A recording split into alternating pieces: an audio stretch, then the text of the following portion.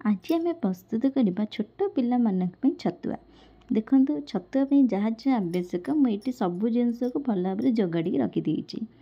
जदि आम छतुआ गोटे गिना गहम नौचे तार आम से गिनाटे आम चाउल नवा देन तार डी डबल माने दी गिना ये चूड़ा मु नहीं और तार हाफ गिना मु सोला बुट नहीं आठ कि भजा बादाम और पिस्ता बादाम नहीं जो मो पिला छोट मुझे अनुसार अल्प बादाम नहीं।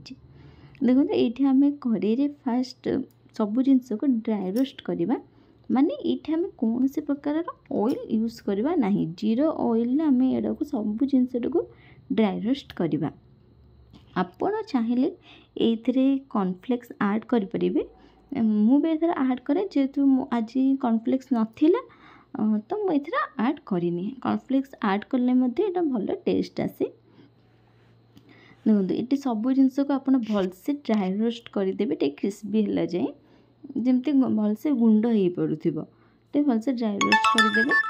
मो पिला जेहेतु छोट मुता एज को देखिकी से अनुसार अल्प बादाम और अल्प 4-5टा पिस्ता बादाम पकई कहीं मो पिला एज टी छोट। देखो सब जगह भाजी सारापर आप ठंडा करदे ठंडा कर सारापर ग्राइंडर में भलसे ब्लेंड करदे। आपण चाहिए तो चल पारती कि न चल पारती आपण को निर्भर करे आपण पिला केमी कन्सिस्टेंसी खाईपे से अनुसार नहीं कि आप करेंगे।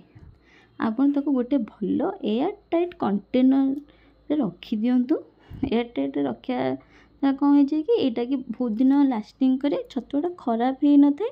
हाँ ये पानी हाथ आप मारे पानी हाथ मारे छतुआटा खराब होमती रखिले बहुत दिन लास्टिंग करे पिला पाटी टेस्ट लगे। आप ट्राए करूँ।